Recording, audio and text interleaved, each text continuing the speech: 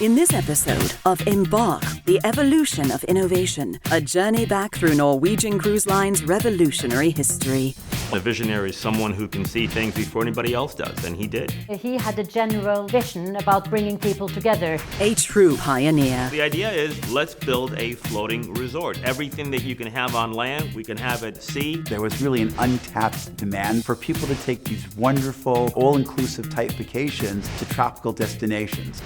Destinations that created a boom in global travel, generating a wave of innovation across the entire cruise industry. Private islands are a huge innovation, and Great Stirrup Cay leading the way was a big deal in the cruise industry. Freestyle cruising really was one of the most significant innovations that NCL has as a brand.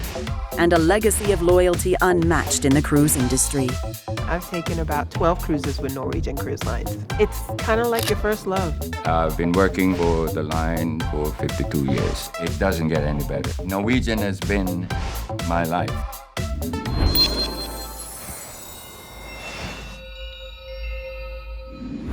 Welcome everyone, I'm Simon Akinwolere, Cruise Director for Norwegian Cruise Line. Since our inception, our mission has always been to look for ways to push boundaries. The number of groundbreaking ideas that began with NCL is staggering. The first to offer a premium experience on board with the Haven concept. The first to offer a private island experience. The first to premiere Broadway entertainment on its ships. And the first to build a state-of-the-art terminal right here in Miami, the cruise capital of the world. In our first episode of this series, we're going to look back at our rich history with an intimate portrait of NCL's founder. We'll meet some of my incredible colleagues who have been with the company for 3, 4, and even 5 decades, and we'll explore the unprecedented innovations that made us what we are today. Let's start with a true visionary.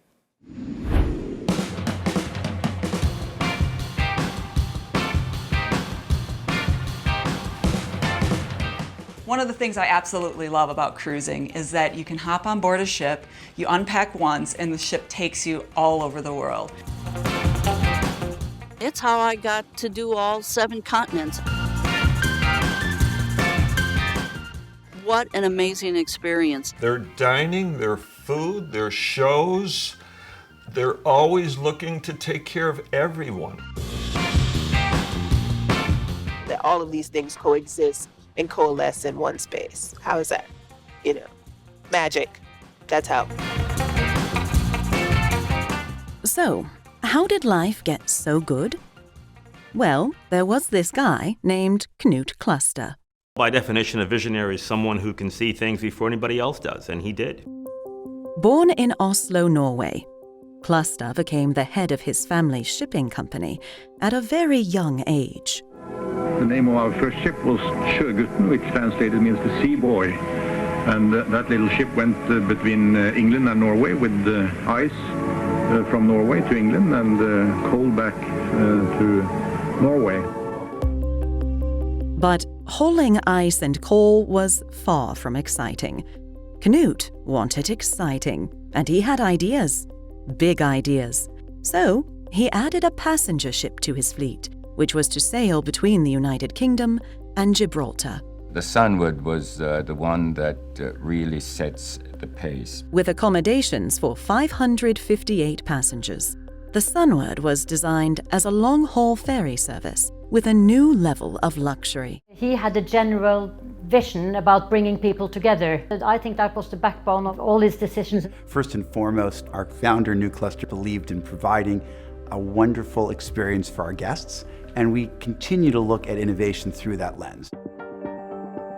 But after a promising start, Spain and England got into a territorial spat, closing the border to tourism. But soon, a shipping agent invited Cluster to bring the Sunward to Miami. Norwegian Cruise Lines really has been a pioneer, a catalyst here at Port Miami since the early days with the arrival of the Sunward.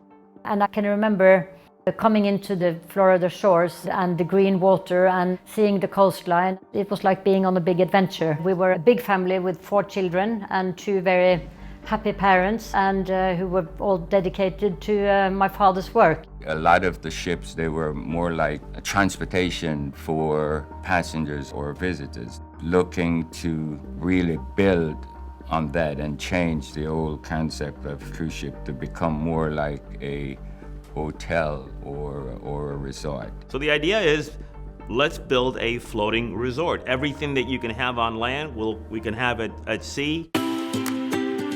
On December 19th, 1966, the Sunward sailed on her maiden voyage from Port Miami to the Caribbean. We saw the practicality of being so close to so many different countries in the Caribbean, and the sun and sea aspect of vacationing and cruising. The sea and beaches and the sun and the sand, they all come together. The Sunward was a triumph, carrying nearly 40,000 passengers in her first year. And Norwegian Caribbean Lines was formed. It was such a success. There was really an untapped demand there that no one really realized was out there for people to take these wonderful, all-inclusive type vacations to tropical destinations. With his gift of innovation, Cluster wanted to add more ships. So, more ships there were. He built the Starwood, which was the second ship for the fleet, and after the Starwood, he built the Skyward. And with the addition of the Southward in 1971, the first fleet of the Caribbean was born. It started small, one ship, then two ships, then three ships, originally just going to the Bahamas and later extending to Jamaica and other Caribbean islands. And Canute's knack for innovation had only just begun. In 1979, Cluster bought a ship called the France for $18 million. The longest ocean liner ever built for that time. It was unprecedented in size. The thing was simply huge for its time. As a maritime person, he always had a very soft spot for the big ocean liners that were made idle because of the transatlantic airlines. He really wanted to bring that back to life. At 60,000 tons and a capacity for 2,000 passengers, Cluster envisioned space for more entertainment and more activities to attract even more passengers. He brought in his friend, naval architect Holger Vandborg, to help bring his vision to life. There's no question that from a design point of view, I think it's a magnificent creation. It's really, I think, the finest ship that was ever built. And I think that what Tage Vandborg has accomplished here is absolutely fantastic, because he has taken the original beauty of the ship and the design, and he has just built on it and added to it. He hasn't taken away anything, but he's made the ship even more beautiful than it was before. There's no question about that. In 1980, after a $65 million transformation, the France was christened the SS Norway. We were the first ship who had the United Nations flag flying, because we were as a happy family with 75 different nationalities who were working together in happiness and peace and harmony. She was one of a kind. The Norway was marketed as the ship to be on. The company did some really neat things when he was there. He said, well, then let's just build it. Let's put it there. He was a very soft-spoken person and really very, very nice. I mean, everybody loved him. He was really happy among the crew members. He really was. And it was really important to him to hear what people had to say, how he could improve things, how their life was on board the ship. And he took a real interest in that. In some of his vision, he looked to the staff for their ideas. He would go to them, talk to them, get feedback from them, in order to at least get some ideas as to what the future of the cruise line would be, and especially for the benefit of the passengers. I think he was very happy with what he accomplished, and I think he was proud of having given the tourism industry a new way, if you like, with the concept that he was able to introduce at that time. He saw that the industry was more than little boats floating around going nowhere fast, and we're all very thankful to him for his vision and his ideas. Joining us right now from Oslo, Norway, is Canoe Cluster's daughter, Kristen. Thank you for being here today, Kristen. Thank you so much for having me. It's our pleasure. Let's start by talking about what it was like growing up on board our cruise ships. It must have been incredible. Do you remember the first time cruising the Atlantic with your father? It was an amazing experience. I was with my whole family. I was the youngest of 4 kids, and we were on a great adventure at sea. It was wonderful. Growing up, did you and your family appreciate what a visionary your father was? Probably not at the time, but looking at it in retrospect, I can understand how it turned out the way it did, because my father was always very inquisitive. He would ask questions. He would always look for new opportunities and new answers to different issues. So it was always very challenging, but in a very good way, to grow up in my family with him. I love hearing that. What I've learned over the years is that curious people are inquisitive, more often than not end up being very successful. In the video, you spoke about your father's loyalty to the crew. Why was that so important to him? That was important to him because that's who he was. He was always very interested in the people around him. And also for being a person of the sea, he would always be very interested in how the people who actually carried out the work at sea, how they were, how their conditions were, and actually the whole product was depending on their happiness. I think it's so important to value the people that you work with. Thank you so much for sharing your cherished memories of a true pioneer who made all of this possible. Thank you, it's a pleasure. Now, to get a first-hand account of NCL's past, we're going straight to some of our long-time team members who understand loyalty and have been with us for 30, 40, even 50 years. We also sat down with some of our most loyal passengers, Latitude members, who have cruised with Norwegian regularly. In fact, you're about to meet one couple who have cruised with us over 120 times. Yes, that's 120 NCL cruises. Let's meet some of Norwegian Cruise Line's most valued ambassadors. I see myself as a lifelong ambassador.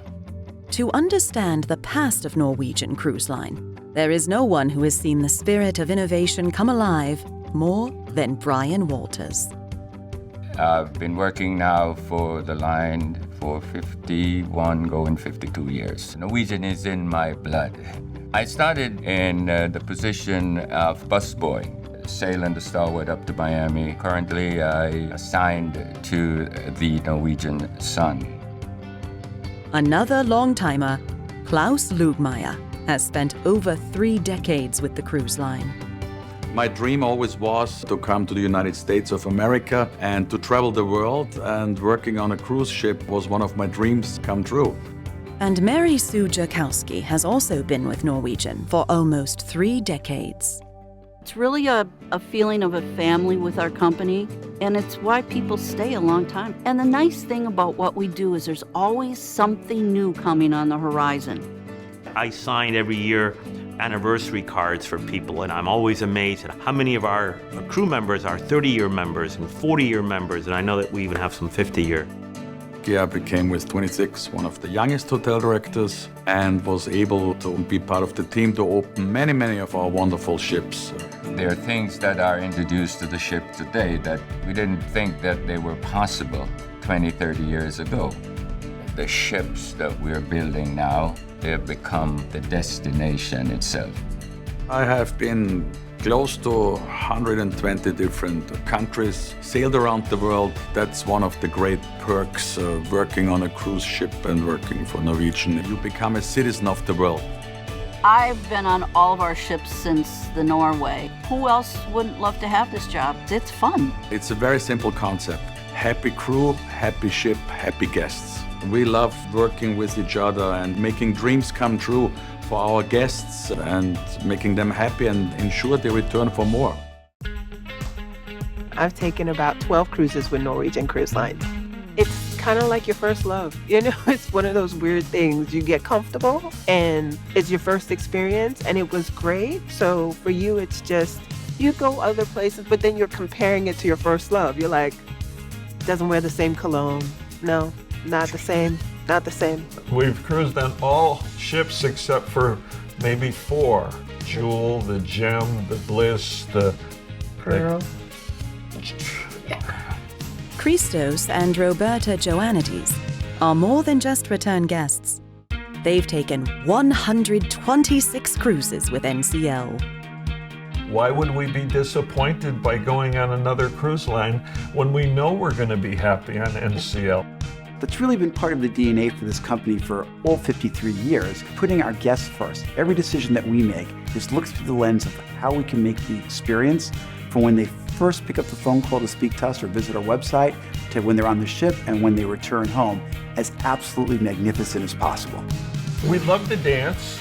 Yes. And on a cruise ship, you can go to 4 or 5 different venues every single night. You can dine to your heart's content every night at a different restaurant and feel like you've traveled just by way of food, depending on how I feel that morning. If I was at the club real late last night, get up about 10, have my omelets and a cup of tea, and then make my way through my day. But that could be scheduling a massage, or I can go off ship and go into port and do as much or as little as I want. You can embark on a ship and you don't have to leave to really have a full weeks of entertainment without going down the gangway. A perfect moment for me is just as the sun sets and you're just this little microcosm in the vastness of the universe, right? And you just take that in and appreciate the fact that you're able to experience this.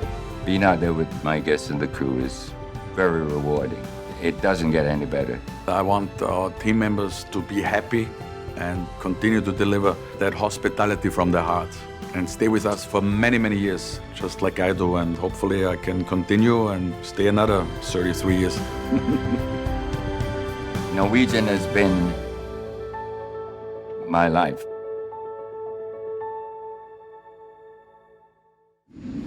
These are truly amazing stories of brand loyalty. I can't even begin to describe the feeling of pride I have when I hear our guests and our crew speak about NCL with such gratitude. I hope that I can continue in the footsteps of colleagues like Brian Walters, Mary Sue Jakowski, and Klaus Lugmeyer. They truly set the bar for myself and all my fellow team members across the globe. Now, let's get back to talking about that pioneering spirit that we as a brand strive to incorporate into everything we do, always looking to lead the charge in improving the guest's experience. As I mentioned earlier, Norwegian has reached many milestones throughout our history. Our team works tirelessly to explore what's next, but instead of me telling you about our milestones in innovation, why don't we take a look for ourselves?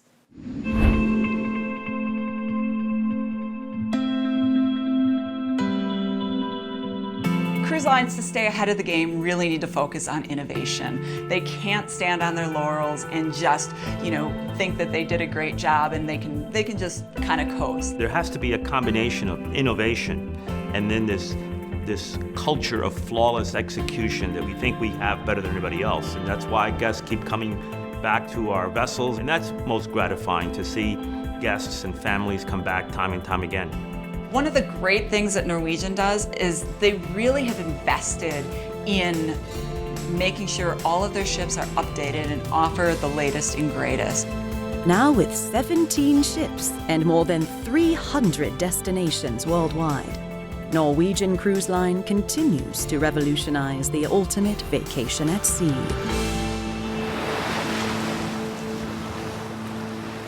You gotta win. You gotta win. My inspiration is always to be ahead of the pack without copying anyone. NCL pioneer Knut Cluster set that standard when he bought the industry's first private island in 1977. Nobody ever thought of doing that. And there was a crane on the ship, and it would take the tenders off, put them in the water. They were the kind of tenders where we could just pull right up on the sand. I've seen photographs where the first few years we actually had a beach landing. And now, of course, it's a luxury experience. Private islands are a huge innovation, and Great Stirrup Cay leading the way was a big deal in the cruise industry. It essentially gave passengers a very private experience.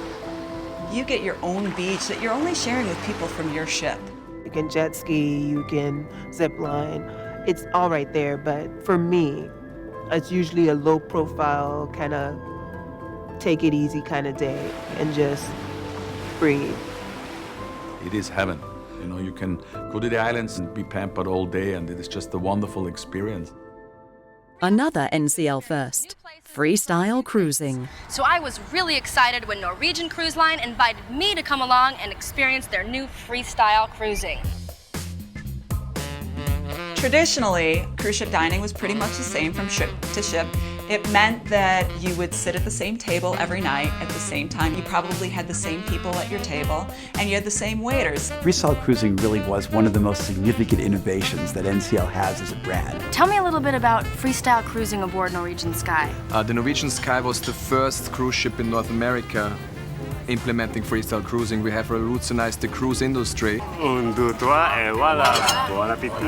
took us a couple of years to perfect it, and as we started developing new ships afterwards, that really allowed us to expand on this concept even further, culminated in the Breakaway and Breakaway class ship, where on some of these vessels we have 20, 25 different dining options for dinner, which is absolutely mind-blowing. The same concept as it is with the restaurant, you have freedom of choice and entertainment. I think it's a real differentiator for Norwegian to offer a full-scale Broadway production. Roberta loves the Jersey Boys. I hope you didn't mention it.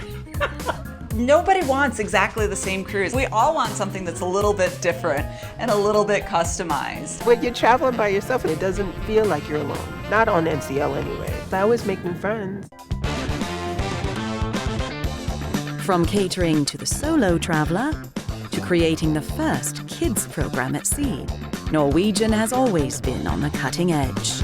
Norwegian offers racetracks and laser tag, and these are great activities that parents and kids can do together. They're things I never knew I wanted to do until I was doing them on a cruise ship. One of the other innovations that we're very proud of is our Haven, which is our ship within a ship concept. I think the Haven did a couple of things to really change the cruise experience. One, it gave people a far more private, personal cruise experience by offering them really a section of the ship that is their own private time, their own private pool, great rooms, their own restaurant. It's a very luxurious, sweet experience. You combine that resort enclave experience with all the amenities that the rest of the ship offers, and it's really an unprecedented experience in the industry. So much to see and do, from the dining options and the private island to the exclusive Haven experience. And to think that you can be on board one of our amazing ships and experience Broadway entertainment.